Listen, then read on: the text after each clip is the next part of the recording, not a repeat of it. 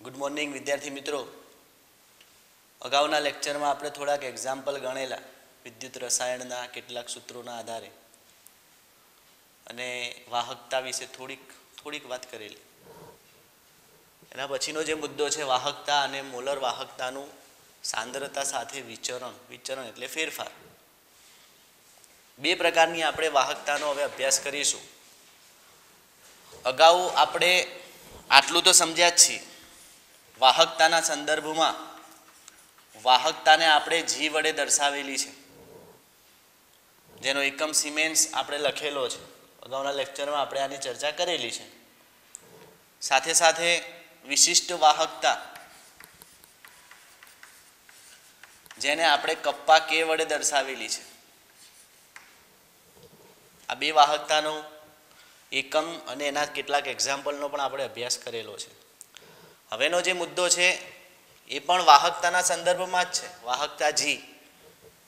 અને બીજી એક અહીંયા વાહકતા દર્શાવેલી છે મોલર વાહકતા.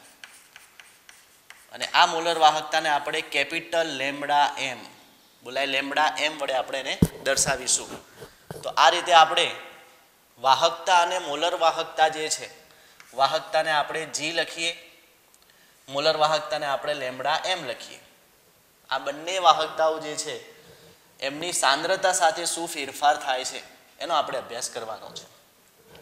તો એટલું આપણે કહી શકીએ કે વાહકતા જે છે એ સાંદ્રતા બદલાય તો બદલાય છે. જો તમે સાંદ્રતામાં ફેરફાર કરો છો, સાંદ્રતામાં ફેરફાર થાય તો વાહકતામાં પણ ફેરફાર થાય છે. અને આ ફેરફાર કયો થાય એ હવે આપણે સમજીએ. અહીંયા આપણે જે લખેલું છે વાહકતા જી. વાહકતાનો આધાર જે છે અગાઉ આપણે સમજ્યા છીએ કે જ્યારે કોઈ ધાતુ હોય એમાં વાહકતાનો આધાર ઇલેક્ટ્રોનની સંખ્યા ઉપર રહેલો છે. જ્યારે કોઈ વિદ્યુત વિભાજ્ય દ્રાવણ હોય એની વાહકતાનો આધાર એમાં રહેલા આયનોની સંખ્યા ઉપર રહેલો છે. આ બે બાબતો આપણે અગાઉ નોંધેલી છે. અત્યારે આપણે જે વાત કરી રહ્યા છીએ એ દ્રાવણો માટે કરી રહ્યા છીએ. તો દ્રાવણોની અંદર રહેલી વાહકતા જી જે છે, કયું દ્રાવણ? તો લખીએ વિદ્યુત વિભાજ્ય. વિદ્યુત વિભાજ્ય દ્રાવણ આપણે લખીએ. વિદ્યુત વિભાજ્ય દ્રાવણમાં રહેલા અથવા તો વિદ્યુત વિભાજ્ય દ્રાવણમાં વાહકતાનો આધાર એ દ્રાવણમાં રહેલા આયનોની સંખ્યા ઉપર રહેલો છે. જેટલા આયનોની સંખ્યા વધારે હશે એટલું વિદ્યુતનું વહન વધારે થશે. જ્યારે ધાતુની અંદર વાહકતાનો આધાર ઇલેક્ટ્રોનની સંખ્યા ઉપર રહેલો છે. તો હવે દ્રાવણો વિશે જો આપણે વાત કરીએ તો જ્યારે આપણે દ્રાવણોનું મંદન કરીએ છીએ અને મંદન કરતા શું થાય તો કે ભાઈ આયનોની સંખ્યામાં ઘટાડો થાય. આયનોની સંખ્યા કદના સાપેક્ષમાં ઘટે અને કદની સાપેક્ષમાં ઘટે એટલે સ્વાભાવિક છે કે વાહકતામાં પણ શું થાય? ઘટાડો થાય. કેમ કે ઇલેક્ટ્રોનનું વહન જે પણ થાય છે એ આયનો દ્વારા થાય છે. તો આયનોની સંખ્યામાં ઘટાડો થાય. જ્યારે આપણે દ્રાવણોનું મંદન કરીએ છીએ, સાંદ્રતામાં ઘટાડો કરીએ છીએ, ત્યારે કદની સાપેક્ષમાં આયનોની સંખ્યા ઓછી થાય એવું તમે કહી શકો. અને આયનોની સંખ્યા ઓછી થાય તો એમ કહેવાય કે વાહકતા જી જે છે, હું જે અહીંયા વાત કરી રહ્યો છું વાહકતા જીની વાત કરી રહ્યો છું, આયનોની સંખ્યા ઘટે છે માટે વાહકતા જી જે છે એનું મૂલ્ય પણ ઘટે છે. આ બાબત તમે લખી શકો છો. વાહકતા જીની વ્યાખ્યા જો લખવી હોય તો એની વ્યાખ્યાને તમે આ રીતે વ્યાખ્યાયિત કરી શકો છો કે ભાઈ વાહકતા જી કોને કહેવાય અથવા કોને સમજીશું? તો કે ભાઈ એકમ ક્ષેત્રફળ ધરાવતા અને સાથે સાથે એકમ લંબાઈના અંતરે રહેલા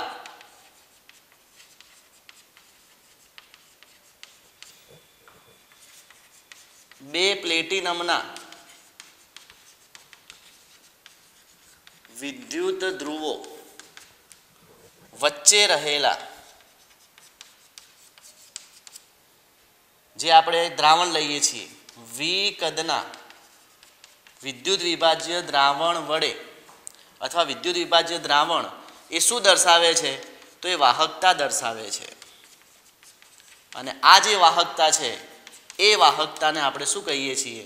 એ વાહકતાને આપણે જી તરીકે ઓળખીએ છીએ. તો એકમ ક્ષેત્રફળ દર્શાવતું હોય ક્ષેત્રફળને આપણે કેપિટલ એ વડે દર્શાવીએ. એકમ લંબાઈને લેન્થ એલ વડે દર્શાવીએ. બે પ્લેટિનમના વિદ્યુત ધ્રુવો લઈએ અને એમની વચ્ચે રહેલા વી કદનું દ્રાવણ જે છે એ વાહકતા દર્શાવે છે. બે પ્લેટિનમના વિદ્યુત ધ્રુવ લઈ લઈએ, એકમ ક્ષેત્રફળ લઈ લઈએ અને આની વચ્ચે જે દ્રાવણ રહેલું છે એ દ્રાવણ ચોક્કસ શું દર્શાવે છે? વાહકતા દર્શાવે છે. ઇલેક્ટ્રોનનું વહન દર્શાવે છે. અને આ જે વાહકતા છે એને જ આપણે શું કહીએ છીએ? જી તરીકે ઓળખીએ છીએ. જીની વ્યાખ્યાયિત કરવો હોય તો લખી શકાય જીનું મૂલ્ય કેટલું હોય? તો વિશિષ્ટ વાહકતાના સંબંધ સાથે અગાઉ આપણે તારવેલું છે કે ઇન્ટુ એ અપોન એલ જેટલું હોય. અગાઉ તારવેલું છે. જેમાં આપણે ક્ષેત્રફળ એ એકમ લીધેલો છે, બરાબર. લંબાઈ એલ પણ આપણે એકમ લીધેલી છે. તો એમ કહી શકાય જી બરાબર શું થાય? તો જી બરાબર કપ્પા કેસ થઈ જાય. વાહકતા જે શું બની જાય? કપ્પા કે એટલે વિશિષ્ટ વાહકતા કહેવાય. તો વાહકતા એ વિશિષ્ટ વાહકતા બની જાય છે. તો આને આપણે વાહકતા તરીકે વ્યાખ્યાયિત કરી શકીએ.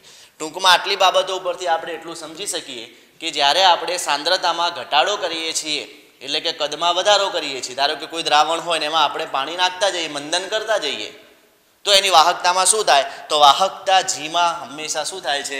ઘટાડો થાય છે. આ એક બાબત આપણે નોંધીશું. ચલો હવે બીજો મુદ્દો છે મોલર વાહકતા. મોલર વાહકતાના સંદર્ભે આપણે સમજીએ. જુઓ, મોલર વાહકતાના બે સૂત્રો અહીંયા લખું છું. મોલર વાહકતા અહીંયા દર્શાવીએ લેમ્બડા એમ લખું છું. વિશિષ્ટ વાહકતા સાથેનો એનો જે સંબંધ છે 1000 ઇન્ટુ કપ્પા કે ભાગ્યા મોલારિટી, એને આપણે મોલર વાહકતા તરીકે ઓળખીએ છીએ. જ્યાં કપ્પા કે એ વિશિષ્ટ વાહકતા છે અને આ સાંદ્રતા દર્શાવે છે. જેવી રીતે જીને આપણે વ્યાખ્યાયિત કર્યો છે એવી રીતે જો તમે લેમ્બડા એમને વ્યાખ્યાયિત કરો તો પણ કરી શકો છો. લેમ્બડા એમ બરાબર કે કપ્પા કે ઇન્ટુ એ બાય એલ થશે. હવે હું મોલર વાહકતાની વ્યાખ્યા લખું છું. આના સંદર્ભે મોલર વાહકતા કોને કહેવાય? તો મોલર વાહકતાના જેવી રીતે આપણે વાહકતાની વ્યાખ્યા લખી છે એકમ ક્ષેત્રફળ ધરાવતા, એટલે આપણે લખીએ એ આડછેદ ધરાવતા. એ આડછેદ એટલે કે ક્ષેત્રફળ. એ આડછેદ ધરાવતા એલ એકમ લંબાઈ ધરાવતા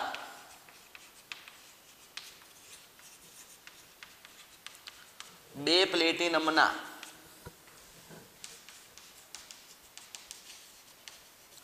વિદ્યુત ધ્રુવો વચ્ચે રહેલા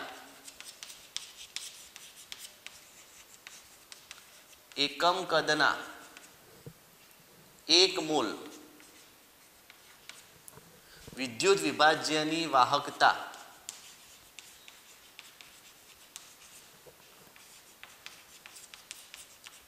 ને આપણે શું કહીશું?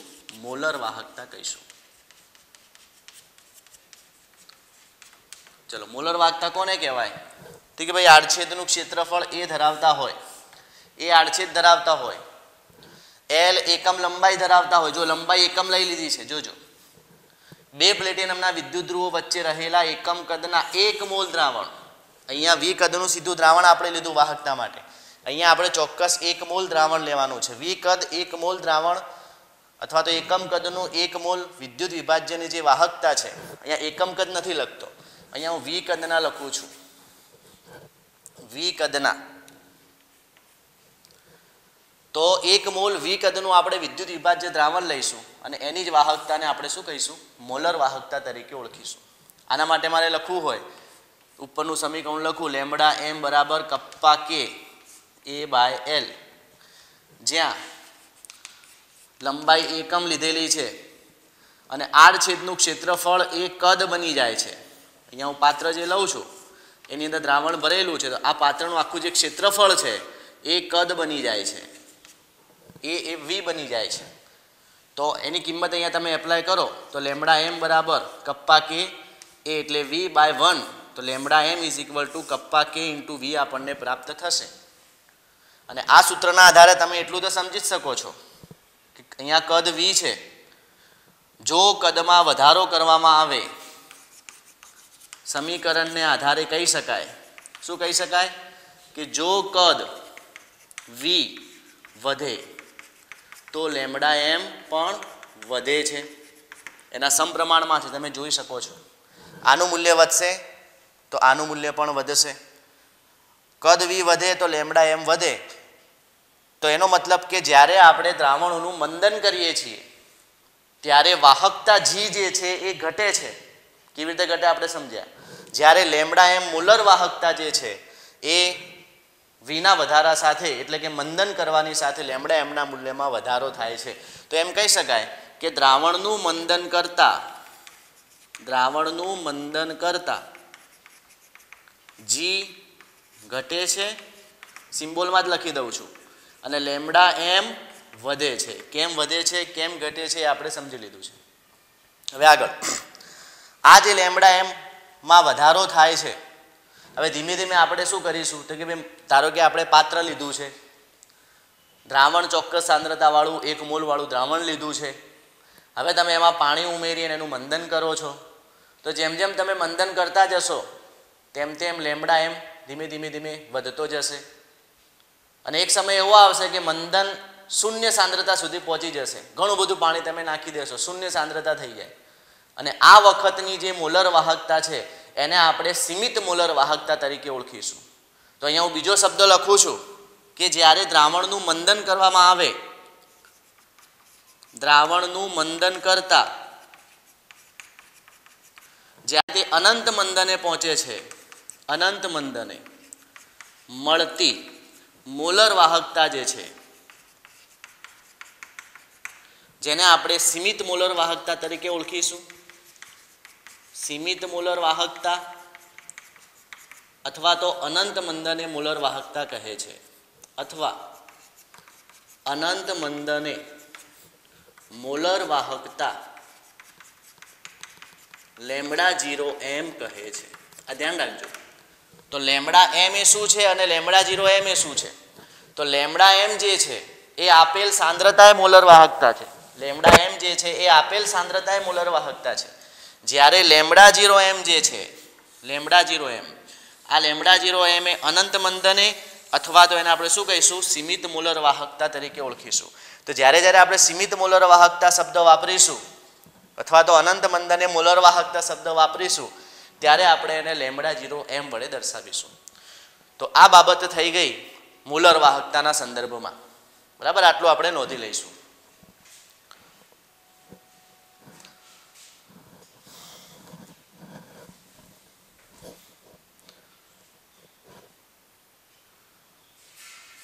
બે પ્રકારના દ્રાવણોમાં આપણે વાહકતાનો અભ્યાસ કરીશું. પ્રબળ વિદ્યુત વિભાજ્ય માટે અને નિર્બળ વિદ્યુત વિભાજ્ય માટે. એટલે આપણે દર્શાવીએ પ્રબળ વિદ્યુત વિભાજ્યના દ્રાવણોમાં મોલર વાહકતા. ખૂબ જ અગત્યનો મુદ્દો. પ્રબળ વિદ્યુત વિભાજ્યના દ્રાવણોમાં મોલર વાહકતા. પ્રબળ વિદ્યુત વિભાજ્ય જે છે એનું 100% આયનીકરણ થયેલું હોય, અને નિર્બળ વિદ્યુત વિભાજ્ય જે છે એનું ખૂબ જ અલ્પ પ્રમાણમાં આયનીકરણ થયેલું હોય. દાખલા તરીકે નિર્બળ વિદ્યુત વિભાજ્ય CH3COOH છે, તો એમાંથી CH3COO માઇનસ અને H+ બને છે, પણ આનું આયનીકરણ ખૂબ જ ઓછા પ્રમાણમાં થાય. ધારો કે તમે 100 અણુ લો છો, તેમાંથી 5 અણુનું જ આયનીકરણ થાય, 95 તો CH3COOH સ્વરૂપે એમને એમ પડ્યા રહેશે. પણ જ્યારે પ્રબળ વિદ્યુત વિભાજ્ય તમે લો છો, પ્રબળ વિદ્યુત વિભાજ્ય, તો આ પ્રબળ વિદ્યુત વિભાજ્ય દાખલા તરીકે આપણે KCl લખીએ છીએ, તો એમાંથી K+ બને છે, Cl- બને છે. તમે આ 100 લો છો તો એમાંથી 100 નું શું થઈ જાય, આયનીકરણ થઈ જાય. તો પ્રબળ વિદ્યુત વિભાજ્ય ઘટકો એવા છે કે જે સંપૂર્ણપણે આયનીકરણ પામે છે. જેટલા ઘટક લીધા બધાનું આયનીકરણ થઈ જાય. નિર્બળ વિદ્યુત વિભાજ્ય એવા છે કે જે ખૂબ જ 2 થી 5% આયનીકરણ પામે છે. બીજા 95 જે છે એ એમને પોતાના જે વિદ્યુત વિભાજ્ય છે એ સ્વરૂપે તટસ્થ સ્વરૂપે પડ્યા રહેશે. તો આ બાબત આપણે ધ્યાને રાખીશું. ચલો હવે આપણે જોઈએ પ્રબળ વિદ્યુત વિભાજ્ય જે KCl છે, NaCl છે, K2SO4 છે, આ બધા પ્રબળ વિદ્યુત વિભાજ્ય છે અને એની અંદર આપણે મૂલર વાહકતાનો અભ્યાસ કરવાનો છે. પ્રબળ વિદ્યુત વિભાજ્ય માટે મૂલર વાહકતા. તો પ્રબળ વિદ્યુત વિભાજ્ય માટે મૂલર વાહકતા શોધવા માટે સીધું આપણે એક સૂત્ર તારવેલું છે જે આપણે યાદ રાખવાનું છે કે ભાઈ પ્રબળ વિદ્યુત વિભાજ્ય માટે લેમ્બડા એમ કેટલા હોય તો લેમ્બડા એમ બરાબર lambda 0 M minus A into √c અથવા c1/2 લખો તોય ચાલે અથવા આ સૂત્રને આ રીતે લખો તોય ચાલશે કે lambda M is equal to lambda 0 M minus A into √c આ રીતે લખું તોય ચાલશે. તો આ રીતે તમે પ્રબળ વિદ્યુત વિભાજ્ય જે છે એના માટે મોલર વાહકતા શોધી શકો છો. ચલો બધું જોઈ લઈએ. લેમ્બડા એમ શું, લેમ્બડા 0 એમ, એ અને સી શું દર્શાવે છે. તો લેમ્બડા એમ જે છે એ આપેલ સાંદ્રતાએ મોલર વાહકતા દર્શાવે છે. અગાઉ આપણે વાત કરી કે લેમ્બડા 0 એમ એ સીમિત મોલર વાહકતા દર્શાવે છે. અનંત મંદન ઘણું બધું તમે કદ વધારી દો છો એ મંદને મોલર વાહકતા દર્શાવે છે. એનું મૂલ્ય ઢાળ દર્શાવે છે અને સી એટલે સાંદ્રતા દર્શાવે છે. એનું મૂલ્ય તમે શોધી શકો છો જે ઢાળનું મૂલ્ય દર્શાવે છે. આ જે સમીકરણ છે એ સમીકરણને સીધી રેખાના ઢાળના સમીકરણ સાથે સરખાવી શકાય. કેમ સરખાવી શકાય?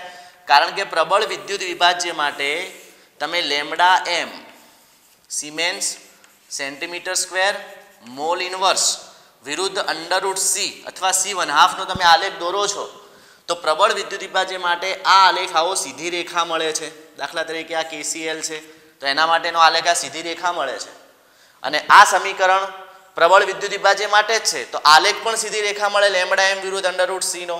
સીધી રેખા મળતું હોવાથી આ સમીકરણને તમે સીધી રેખાના ઢાળના સમીકરણ સાથે સરખાવી શકો છો. સીધી રેખાના ઢાળનું સમીકરણ કયું છે તો y બરાબર mx + c છે જ્યાં y અને x અક્ષ દર્શાવે છે. આ m જે છે એ ઢાળ દર્શાવે છે અને c જે છે એ આંતરછેદ દર્શાવે છે. આ સમીકરણની સાથે આને આપણે મેચ કરી દઈએ તો આ સમીકરણ આવું મળશે. જુઓ લેમ્બડા એમ બરાબર આ ઢાળવાળું સમીકરણને આગળ લખું છું માઇનસ એ ઇન્ટુ c1/2 અથવા √c લખું અને પ્લસ લેમ્બડા 0 એમ લખું. હવે તમે અહીંયા જોઈ શકો છો ઢાળ બરાબર શું મળે છે તો માઇનસ એ મળે છે. c બરાબર આંતરછેદ બરાબર શું મળે છે લેમ્બડા 0 એમ મળે છે. x અક્ષ ઉપર c1/2 એટલે √c મળે છે. y અક્ષ એટલે લેમ્બડા એમ જે અહીંયા આપણે લીધેલા છે. આ સાંદ્રતા છે એનો એકમ તમે લખવું હોય તો લખી શકો મોલ લિટર ઇનવર્સ 1/2. તો આ રીતે આપણે આ સમીકરણને જો દર્શાવી દઈએ અને એનો આલેખ તમે દોરી દેશો આવો આલેખ સીધી રેખા મળશે અને સીધી રેખા જ્યારે આલેખ મળે છે ત્યારે m નું મૂલ્ય કેટલું મળે છે m બરાબર -a મળે છે. ઢાળનું મૂલ્ય -a જેટલું મળે છે. તો તમે ઢાળ શોધી દો. ઢાળ આ રીતે શોધાય કોઈ પણ આંતરછેદના આધારે તમે આમ ઢાળ sin θ સામેની બાજુ ભાગ્યા પાછળની બાજુ શોધી દો તો સીધો જ આટલું મૂલ્ય આટલું મૂલ્ય ભાગ્યા આટલું મૂલ્ય એટલું કરો તો સીધો તમને a નું મૂલ્ય મળી જાય જે અજ્ઞાત છે. અને સાથે સાથે આંતરછેદ છે તો આ જે સીધી રેખા મળે છે એને તમે y અક્ષ ઉપર ટચ કરી દો. દાખલા તરીકે આટલા સુધી છે તો આ રેખાને આગળ હું જવા દઉં છું આમ ટચ કરી દઉં છું આટલા સુધી અને આટલો જે ટુકડો મળ્યો છે એ વેલ્યુ તમે આટલી સુધી નાખો. ધારો કે આ 0 છે, ધારો કે 0.1 છે, ધારો કે આ 0.2 છે, 0.3 છે તો અહીંયા આટલો ટુકડો 0.2 જેટલો મળ્યો છે તો લેમ્બડા 0 એમ બરાબર કેટલા કહેવાય તો 0.02 siemens centimetre square mole inverse થાય. તો આ રીતે તમે આંતરછેદનું મૂલ્ય લેમ્બડા 0 એમ શોધી શકો છો. આ બધી જે વાત કરી રહ્યો છું ને એ પ્રબળ વિદ્યુત વિભાજ્ય માટેની છે. તો પ્રબળ વિદ્યુત વિભાજ્ય માટે જો તમારે અનંત મંદને અથવા સીમિત મોલર વાહકતા લેમ્બડા 0 એમ શોધવી હોય તો સીધી તમે આલેખ ઉપરથી શોધી શકો છો. કેવી રીતે શોધી શકો છો તો કે ભાઈ લેમ્બડા એમ તમે જાણી લો, જુદી જુદી સાંદ્રતાના મૂલ્ય તમે જાણી લો, આ સાંદ્રતા લેમ્બડા 0 એમ કેટલા છે તમે જાણી લો. એના આધારે તમે આલેખ દોરશો તો આવો ઢળતો આલેખ મળશે અને આ આલેખને સીધી રેખા મળતો હોવાથી ઢાળના સમીકરણ સાથે સરખાઈએ આંતરછેદ તમે શોધી દો. અહીંયા સુધી ટચ કરીને આટલો ભાગ તમે શોધી દો તો સીધો તમને લેમ્બડા 0 એમ મળી જાય. અગાઉ આપણે વાત કરી કે ભાઈ મોલર વાહકતા જે છે સાંદ્રતાના વધારા સાથે વધે છે અને સાંદ્રતાના ઘટાડા સાથે ઘટે છે. તો કદ વધારવાની સાથે મોલર વાહકતાનું મૂલ્ય વધે છે. કદ વધે એટલે સાંદ્રતા ઘટે. તો અહીંયા તમે જોઈ શકો છો. જુઓ જેમ તમે જમણી બાજુ જાઓ છો આમ આવો આલેખ મળે છે તો સાંદ્રતા અથવા તો રિવર્સ આવીએ આપણે, આ બાજુ જેમ આવો છો તેમ સાંદ્રતા ઘટે છે અને સાંદ્રતા ઘટે છે એટલે કદ વધે છે ને કદ વધે તો મોલર વાહકતા પણ વધે છે. કદ વધારો એટલે સાંદ્રતા ઘટે, તમે પાણી નાખી જશો તો સાંદ્રતામાં શું થશે? ઘટાડો થશે. તો એના આધારે પણ આ આલેખને તમે સમજી શકો છો. આ આલેખમાં જે પણ વેલ્યુ એ મળે છે અથવા એના જે મૂલ્યો મળે છે એનો આધાર કોના ઉપર રહેલો છે? તો આ એના મૂલ્યનો આધાર એ તાપમાન ઉપર રહેલો છે, દ્રાવકના સ્વભાવ ઉપર રહેલો છે અને સાથે સાથે તમે કયો વિદ્યુત વિભાજ્ય લીધેલો છે એ વિદ્યુત વિભાજ્ય પર પણ રહેલો છે. દાખલા તરીકે હું વિદ્યુત વિભાજ્ય તરીકે NaCl લઉં છું અથવા તો વિદ્યુત વિભાજ્ય તરીકે MgCl2 લઉં છું, બરાબર, અથવા વિદ્યુત વિભાજ્ય તરીકે CaSO4 લઉં છું. તો અહીંયા Na+1 Cl-1 બંનેનો વીજભાર 1 1 છે, Mg+2 Cl-1 વીજભાર 2:1 છે, અહીંયા +2 આ +2 છે, આ -2 છે, બંનેનો વીજભાર 2:2 છે. તો આ એક પ્રકારનો વિદ્યુત વિભાજ્ય 1:1 પ્રકારનો થયો, આ 2:1 પ્રકારનો થયો, આ 2:2 પ્રકારનો થયો. તો જે એનું મૂલ્ય આપણને મળે છે એનો આધાર તાપમાન, જે દ્રાવક લીધો છે દ્રાવક, અને એની અંદર તમે જે વિદ્યુત વિભાજ્ય ઉમેરેલો છે કયા પ્રકારનો છે એના ઉપર આધાર રાખે છે. અને એમ પણ કહી શકાય કે NaCl ની સાથે ધારો કે હું KCl લઉં છું 1:1 પ્રકાર, તો 1:1 પ્રકારવાળા જેટલા પણ ઘટકો છે એ દરેક માટે એનું મૂલ્ય સરખું જ હશે.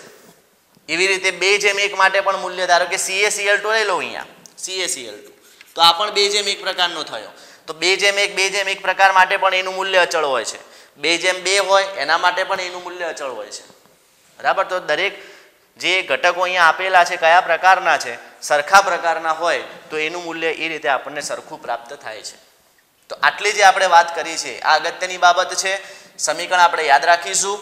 પ્રબળ વિદ્યુત વિભાજ્ય માટે મોલર વાહકતા શોધવી હોય તો એના માટેનું સૂત્ર λm λ0m -a √c પણ લખેલું હોય, c1/2 પણ લખેલું હોય, બંને સાચું છે. આ સમીકરણમાં જો તમે આલેખ પહેલા દોરી દઈએ λm વિરુદ્ધ √c નો, તે આલેખ આવો ઢળતો મળે છે, સીધી રેખા મળે છે. અને સમીકરણ જો લખીએ એની સાથે સમીકરણને સરખાઈ દઈએ આલેખની સાથે, સીધી રેખાના સમીકરણ y mx + c ઢાળનું સમીકરણ છે, એને λm સાથે સરખાવતા ઢાળનું મૂલ્ય -a જેટલું મળે છે અને c નું મૂલ્ય λ0m જેટલું, આંતરછેદનું મૂલ્ય λ0m અથવા λ0m નું મૂલ્ય આંતરછેદ જેટલું મળે છે. અને આ આલેખને જો તમે આંતરછેદ શોધી નાખો, અહીંયા સુધી ધારો કે આલેખ મળે છે ને એને તમે અહીંયા સુધી ટચ કરીને આટલો આંતરછેદ તમે શોધી દો છો, આટલી વેલ્યુ જે મળે છે એ λ0m ની મળે છે. તો પ્રબળ વિદ્યુત વિભાજ્ય માટે λm પણ શોધી શકાય, λ0m પણ સીધા આલેખ ઉપરથી શોધી શકાય છે. હવે બીજો પ્રશ્ન રહ્યો છે નિર્બળ વિદ્યુત વિભાજ્ય.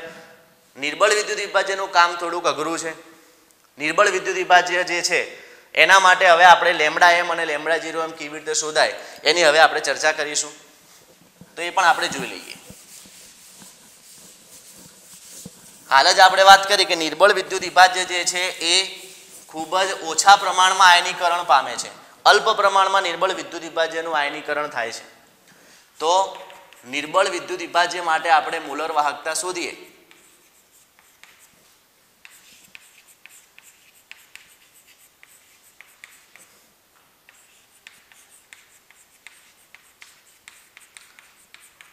જુઓ, નિર્બળ વિદ્યુત વિભાજ્યમાં પ્રોબ્લેમ અહીંયા થશે. નિર્બળ વિદ્યુત વિભાજ્ય જે છે એનો વિયોજન અંશ ઘણો નીચો છે. હાલ જ આપણે કીધું ને કે CH3COO તમે અહીંયા લખો છો, એમાંથી મળે છે CH3COO- અને H+. તો આ તમે 10 અણુ લો છો, 100 અણુ લો છો તો 5નું જ આયનીકરણ થાય, 95 તો એમને એમ રહેશે. એટલે એનું વિયોજન ઓછા પ્રમાણમાં થયું, 95 તો પડ્યા છે. હવે તમે એનું મંદન કરો છો, એમાં પાણી નાખો છો તો ફરી પેલા 95માંથી બીજા 5 આવશે, ફરી પાણી નાખો બીજા 5 આવશે, વિયોજનમાં વધારો થઈ જશે. પ્રબળમાં આવું ના થાય. પ્રબળમાં તો એક જ વાર તમે મંદન કરો છો, 100 અણુ લો છો, 100 નું આયનીકરણ થઈ, પછી તમે અથવા 95 નું આયનીકરણ થયું, હવે તમે એમાં પાણી નાખો છો તો 95માંથી 5 વધ્યા છે, એનું ધીમે ધીમે આયનીકરણ થશે. પણ આપણે નિર્બળ વિદ્યુત વિભાજ્યની વાત કરીએ છીએ જેમાં ઊંધી આખી પ્રક્રિયા જ ઊંધી થાય કે ભાઈ વિયોજન અંશ ઘણો ઓછો છે, 5 જ ઘટકોનું વિયોજન થાય, તમે પાણી નાખતા જશો તો વિયોજનમાં વધારો થતો જશે, આયનોની સંખ્યા વધે જશે, વાહકતા વધે જશે.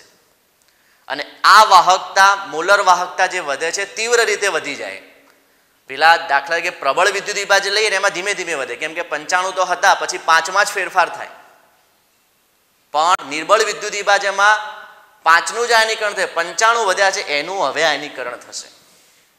અને માટે આનો આલેખ તમે દોરશો તો એ આલેખ જેવી રીતે આપણે પ્રબળ માટે લખ્યો છે લેમ્ડા એમ વિરુદ્ધ અંડરરૂટ સી નો આલેખ, siemens centimetre square mall inverse આનો એકમ છે.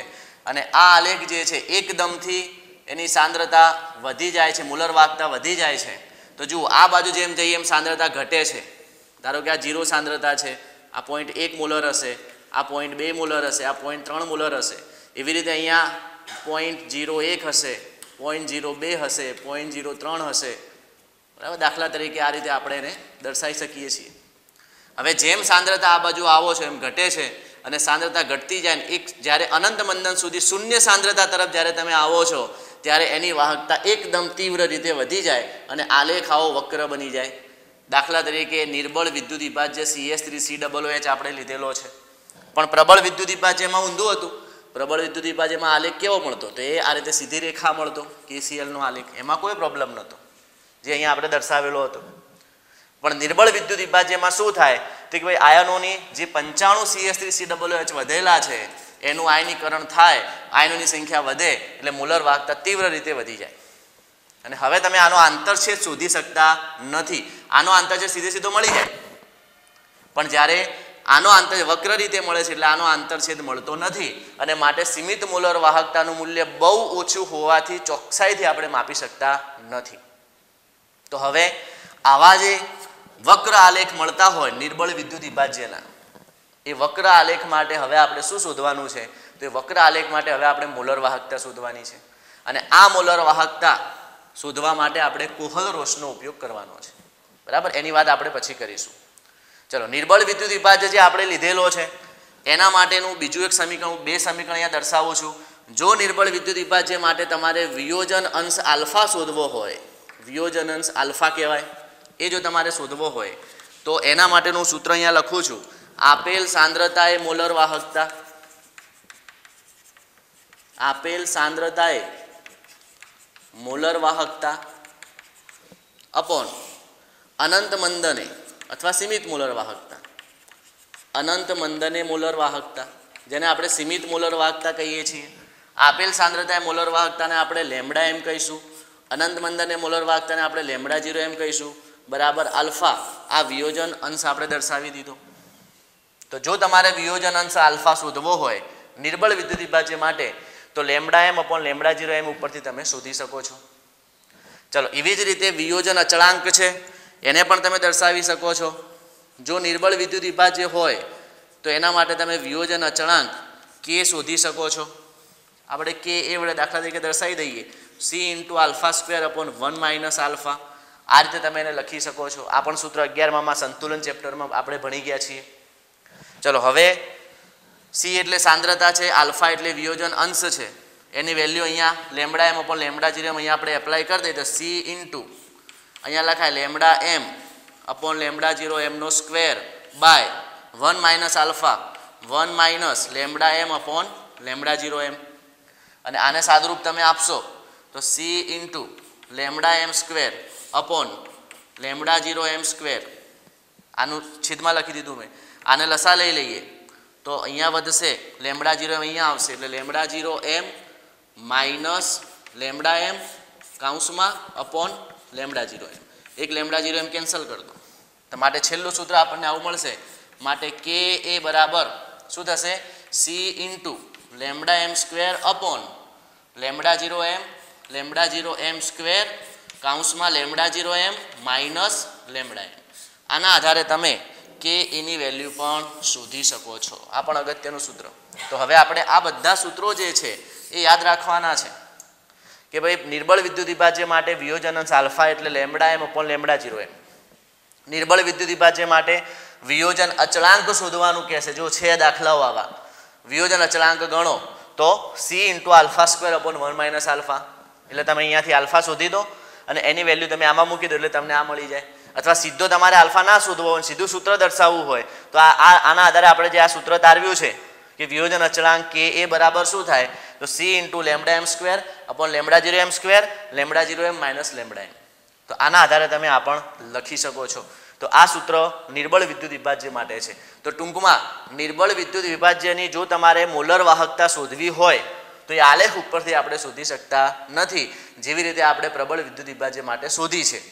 તો હવે નિર્બળ વિદ્યુત વિભાજ્યની વાહકતા કેવી રીતે શોધી શકાય તો કે ભાઈ નિર્બળ વિદ્યુત વિભાજ્યની વાહકતા હવે આપણે કોહલ-રોસના સ્વતંત્ર આયનોના સ્વતંત્ર અભિગમનો જે સિદ્ધાંત છે એના આધારે હવે આપણે શોધવાનો પ્રયત્ન કરીશું. તો પહેલા કોહલ-રોસનો સિદ્ધાંત શું છે એ સમજી લઈએ અને પછી એના માટે આપણે નિર્બળ વિદ્યુત વિભાજ્ય માટે એની ચર્ચા આપણે કરીએ. આટલું લખી દેશો.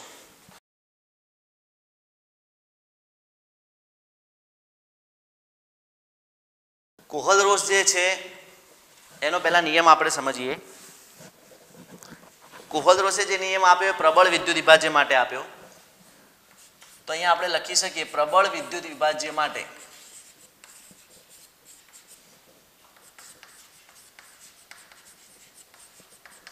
કોહલ-રોસનો અભિગમ.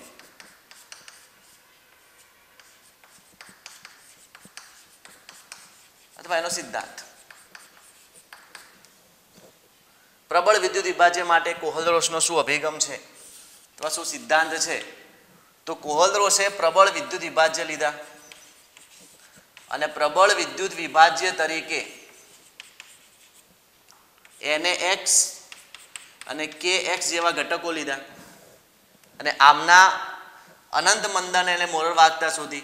Lambda 0 m of KCl minus lambda 0 m of NaCl.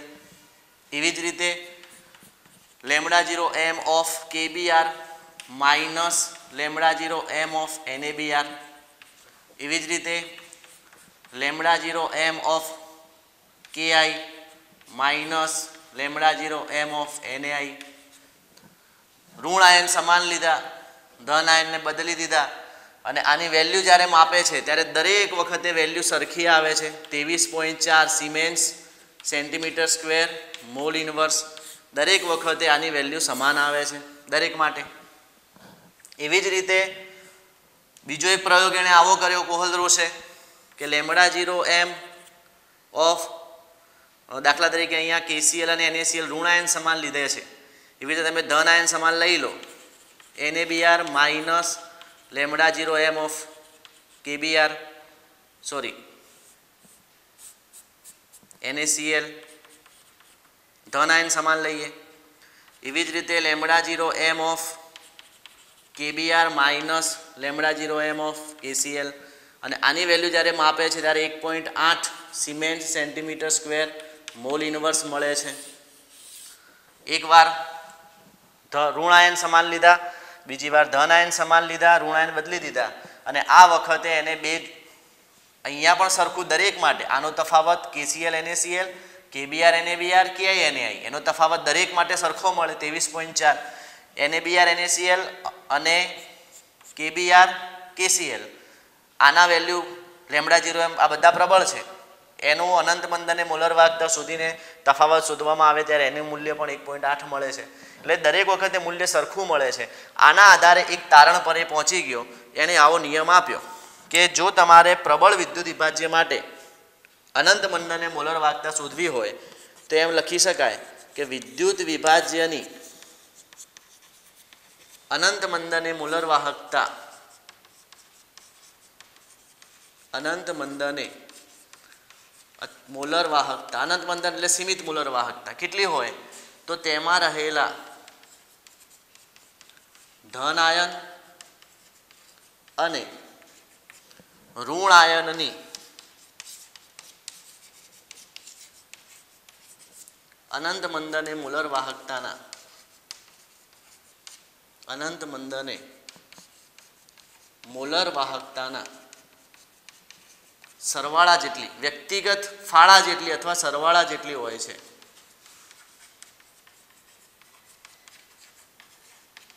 આના આધારે આપણે લખવું હોય તો લખી શકીએ. દાખલા તરીકે આમ લખું કે ભાઈ લેમડા 0 m ઓફ NaCl કેટલા હોય, આની મૂલ્ય કેટલું હોય તો એને અંદર રહેલો ધન આયન Na પ્લસ એમાં રહેલો ઋણ આયન Cl માઇનસ બંનેનો વ્યક્તિગત ફાળો જે છે આ કેપિટલ લેમડા છે ઋણ આયન ધન માટે હું સ્મોલ લેમડા લખું lambda 0 m of Na plus plus lambda 0 m of Cl minus. આની વેલ્યુ જાણતા હો આની વેલ્યુ જાણતા હો સરવાળો કરો એટલે આપણને સીધો જ NaCl ની અનંત મંદને મોલર વાહકતા પ્રાપ્ત થઈ જાય. તો આ રીતે આપણે કોહલરોસના નિયમના આધારે પ્રબળ વિદ્યુત વિભાજ્ય માટે જનરલ સમીકરણ જો લખવું હોય તો તમે લખી શકો. લેમડા 0 m બરાબર કેટલું હોય તો ધન આયન એટલે V પ્લસ પોઝિટિવ લખું, એની અનંત મંદને મોલર વાહકતા પ્લસ V માઇનસ લખું, એની અનંત મંદને મોલર વાહકતા. આ બંનેનો તમે સરવાળો કરો એના સરવાળા જેટલી થાય છે. આ કોહલરોસનો અભિગમ છે અને આ અભિગમના આધારે હવે આપણે નિર્બળ વિદ્યુત વિભાજ્ય માટે, આ તો પ્રબળ માટે છે, આ જેણે નિયમ આપ્યો પ્રબળ માટે આપ્યો, પણ નિર્બળને પણ તમે લાગુ પાડી શકો છો. કેમ લાગુ પાડી શકો છો એ હવે આપણે સમજી લઈએ. તો નિર્બળ વિદ્યુત વિભાજ્ય માટે જો કોહલરોસનો અભિગમ લખવો હોય તો તમે લખી શકો છો. એના માટે હું ઉદાહરણ લખું છું. ચલો, દાખલા તરીકે CH3COOH છે, આ નિર્બળ વિદ્યુત વિભાજ્ય છે. હવે આનું મારે લેમડા 0 m નિર્બળ વિદ્યુત વિભાજ્યના લેમડા 0 m મારે શોધવા છે. આના માટે તો ભાઈ આના માટે લેમડા 0 m કેટલા થાય એ મારે ગણવા છે. તો એના માટે હું પ્રબળ વિદ્યુત વિભાજ્યનો ઉપયોગ કરીશ. પ્રબળ વિદ્યુત વિભાજ્ય તરીકે હું લખીશ CH3COONA, પછી લખીશ NaCl બરાબર ને પછી લખીશ HCl. આ ચાર ઘટકો આપણી પાસે છે, એમાં આ ત્રણ પ્રબળ છે અને CH3COOH છે નિર્બળ વિદ્યુત વિભાજ્ય છે. તમને એક્ઝામ્પલની અંદર પણ આવું ગણવા માટે આપશે તો હવે આપણે બેની જોડી બનાવવી પડશે બરાબર. અહીંયા તો આપણને ખ્યાલ છે કે ભાઈ CH3COOH ની આપણે ગણતરી કરવાની છે. તો જુઓ કયું સમીકરણ ક્યાંથી મળે છે જેમાં ચારે ચાર આયન જુદા હોય એવા બે ઘટકો તમે પસંદ કરો. દાખલા તરીકે કેવી રીતે તો જુઓ અહીંયા CH3COO માઇનસ છે, H પ્લસ છે, અહીંયા CH3COO માઇનસ છે, Na પ્લસ છે, NaCl માં Na પ્લસ અને Cl માઇનસ છે, H પ્લસમાં H પ્લસ અને Cl માઇનસ છે. જો અહીંયા બે આયનો ધ્યાનમાં લો, આવા અને આવા આયન બીજામાં ન હોવા જોઈએ. CH3COO માઇનસ આમાં છે એટલે આ ના ચાલશે, આ નહીં ચાલે. ચલો Na plus Cl minus CH3COO ચારે ચાર જુદા એટલે આ બંનેને તમે એક બાજુ રાખો, બીજા બે વધ્યા એને બીજી બાજુ રાખો. આ તો હાલ તો આપણે લખી દઈશું પણ જ્યારે દાખલામાં પૂછાશે ઘણી રીતના દાખલા પૂછાય છે. ABX, A2X, AB આવા ઘણા બધા દાખલાઓ પૂછાતા હોય તો A પ્લસ અને B માઇનસ છે, X પ્લસ અને Y માઇનસ છે એમ સમજીને તમારે ચાર આયન જુદા સમજીને એને એક બાજુ લખવાના. ચાર ઘટકો આપેલા એમાં બીજા બે ઘટકોને બીજી બાજુ લખવાના. તો આનું સમીકરણ પહેલાં આપણે બનાવતા આવડવું જોઈએ. તો મેં તમને કીધું એ રીતે આ બેને આપણે એક બાજુ રાખી દઈશું. એટલે અહીંયા લખીશું CH3COOH પ્લસ બીજો છે NaCl. એમાંથી શું બને છે તો બે ઘટકો વધ્યા એ લખી દઈએ CH3COONA પ્લસ HCl ને સમીકરણ સંતુલિત છે એ જોઈ લેવાનું. એક CH3COO એક છે, એક Na, એક Cl, એક હાઇડ્રોજન. આ સંતુલિત જ છે. ના હોય તો સહગુણક વડે તમારે ગુણવું પડે. CaCl2 હોય તો આ બધું CaCl2 હોય તો અહીંયા Cl ને બે વડે ગુણવા પડે, એ પણ ધ્યાન રાખવાનું. ચલો હવે આના માટે એમ લખી શકાય કે આપણે આનો લેમડા 0 m શોધવો છે. Lambda 0 m of CH3COOH plus lambda 0 m of NaCl gives lambda 0 m of CH3COONA plus lambda 0 m of HCl. આ પ્રબળ છે. પ્રબળ માટે તમે લખી શકો એમાં રહેલા ધન આયન અને ઋણ આયન માટે અલગ અલગ તમે લખી શકો છો બરાબર. તો દરેક માટે અલગ અલગ આપણે લખીએ. તો આ તો નિર્બળ છે એને એમને એમ રાખું છું, CH3COOH એને એમને એમ રાખું છું, પ્લસ NaCl છે એના માટે આમ લખાય lambda 0 m of Na plus plus lambda 0 m of Cl minus. આમ તમે લખી શકો. ચલો gives અહીંયા લખવું હોય તો lambda 0 m of CH3COO minus plus lambda 0 m of Na plus plus HCl છે તો lambda 0 m of H plus plus lambda 0 m of Cl minus. આમ લખી શકો. ચલો હવે સામ સામે જે નીકળે છે એ આપણે નીકાળી દઈએ. Na પ્લસ નીકળી જશે, Cl માઇનસ નીકળી જશે. શું વધે છે તો lambda 0 m of CH3COOH is equal two, ચલો શું વધે છે સામેથી જોઈ લો, લેમડા 0 m CH3COO માઇનસ અને H plus plus lambda 0 m of H plus. આના આધારે તમે જોઈ શકો છો કે અહીંયા આપણે જે પ્રબળ વિદ્યુત વિભાજ્ય માટે લખેલું છે શું લખ્યું છે કે ભાઈ એમાં રહેલા ધન આયન અને એમાં રહેલા ઋણ આયન ના વ્યક્તિગત ફાળો જે છે એનો સરવાળો કરો, જેવી રીતે પ્રબળ માટે થાય છે એવી રીતે આના આધારે તમે કહી શકો નિર્બળ માટે પણ થાય છે. તો હવે જે કોહલરોસનો અભિગમ અહીંયા આપણે લખેલો છે કે ભાઈ વિદ્યુત વિભાજ્યની અનંત મંદને મોલર વાહકતા તેમાં રહેલા ધન આયન અને ઋણ આયનની અનંત મંદને મોલર વાહકતાના સરવાળા જેટલી હોય છે, આ પ્રબળ માટે પણ લાગુ પાડી શકાય અને આ જ નિયમ પેલા ઉદાહરણના આધારે હવે નિર્બળ માટે પણ લાગુ પાડી શકાય. તો આ રીતે આપણે કોહલરોસનો નિયમ જે છે એ પ્રબળ અને નિર્બળ વિદ્યુત વિભાજ્ય માટે દર્શાવી શકીએ છીએ. આ બાબત આપણે ધ્યાન રાખીશું. બરાબર, આટલું નોંધી દઈશું.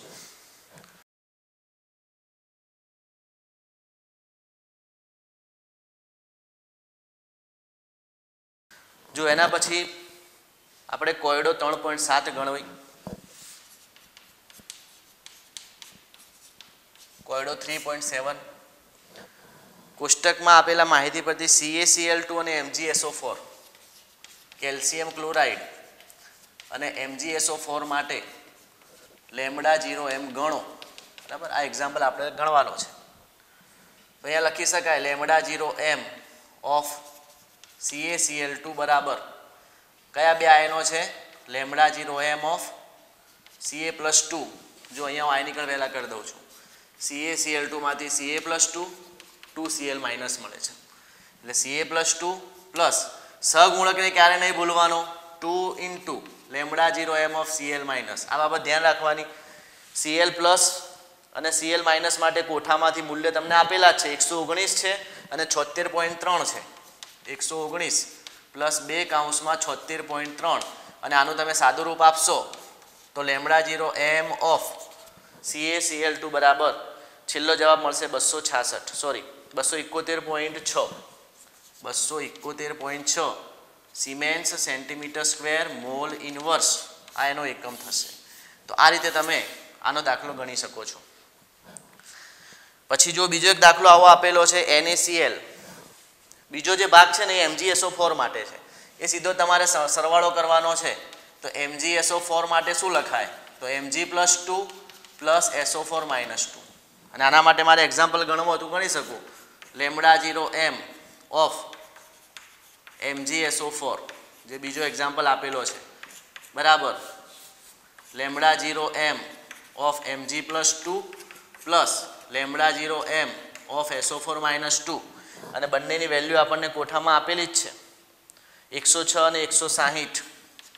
આની મૂલ્ય 106 છે, આ 160 છે, એટલે જવાબ આવશે 266 siemens centimetre square mole inverse. આ તમને મળી ગયો lambda 0m of magnesium sulphate એટલે MgSO4. તો આ રીતે આપણે સીધું સહગુણક હોય તો સહગુણકને ધ્યાનમાં રાખીને સહગુણકને આપણે ગુણીશું, નહીં તો સીધો આપણે સહગુણક ના હોય સમીકરણ સંતુલિત હોય તો આ રીતે આપણે દાખલો ગણીશું. જો બીજો એક કોહલરોસનો નિયમવાળો દાખલો આપેલો છે NaCl, HCl અને NaAC કોયડો 3.8. એની અંદર આપણને આપેલું છે NaCl, HCl. NaCl છે, HCl છે અને NaAC. AC એટલે એસિટેટ, CS3COO કહેવાય.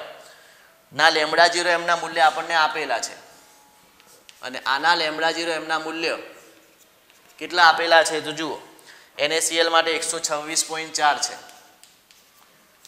ચલો પછી HCl માટે 425.9 છે અને સોડિયમ એસિટેટ NaAC માટે 91 છે 91 siemens centimetre square mole inverse છે. તો HAC માટે લેમ્બડા 0 ગણો.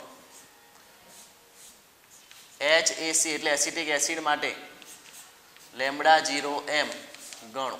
બરાબર, આનો દાખલો હવે આપણે ગણવાનો છે. તો આને આ રીતે આપણે ગણીશું. જો મેં પહેલા જ તમને કીધું કે આમાં ચારે આયન સરખા હોય ને જુદા જુદા હોય એવા બે ઘટકો તમારે પસંદ કરવાના. જો NaCl છે એમાં Na+Cl- છે, HCl છે એમાં H+Cl- છે, NaAC છે એમાં Na+ અને AC- છે અને HAC છે એમાં H+ અને AC- છે. AC એટલે CS3COO- બરાબર AC- કહેવાય, એસિટેટ કહેવાય જેને. આ આયન જે છે એ એસિટેટ આયન છે, એસિટેટ આયન આમ લખાય. બરાબર, ચલો હવે ચાર આયન જુદા હોય તમે જુઓ અહીંયા NaCl તમે લેશો તો Cl અહીંયા આની સાથે સરખાવશો તો Cl સરખો થશે, એટલે આની સાથે જોડી નહીં બને. Na+ વાળો લેશો આ જોડી નહીં મળે, Na+ સરખા થઈ જશે. તો HAC વાળો તમે લેશો તો આ પણ H+ એસિટેટ માઇનસ છે, Na+Cl માઇનસ છે.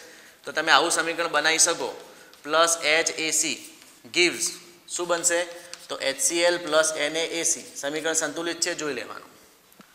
ચલો હવે આપણે દરેકના λ0m લખી દઈએ. અહીંયા લખીએ λ0m of NaCl, λ0m of HAC, λ0m of HCl અને λ0m of NaAC. કોના માટે શોધવાનું છે HAC માટે, આના માટે. તો આને તમે સૂત્રનો કરતા બનાવી દો તો લખાય માટે λ0m of HAC is equal to તીરને is equal to લખી દઉં. શું લખાય λ0m of HCl plus λ0m of NaAC. આ NaCl આ બાજુ આવશે એટલે માઇનસ થઈ જશે λ0m of NaCl. તો બરાબર HCl નું મૂલ્ય આપેલું છે 425.9 પ્લસ એકમ બધાના સરખા છે જોઈ લેવાનું. NaAC માટે આપેલું છે 91 અને NaCl માટે આપેલું છે 126.4 અને આના આધારે તમે લખી શકશો λ0m of HAC એટલે એસિટિક એસિડ કેટલો થાય. તો એ જવાબ જે આવે છે એ આપણે સીધો જવાબ નોંધી લઈએ 390.5. આનો સરવાળો કરશો 390.5 સિમેન્સ સેન્ટીમીટર² મોલ ઇનવર્સ આટલો આનો જવાબ થશે. તો આ રીતે આપણે કોહલરોસનો ઉપયોગ કરી અને આ દાખલો ગણી શકીએ છીએ. બીજું હવે આપણે આના પછીના લેક્ચરમાં જોઈશું.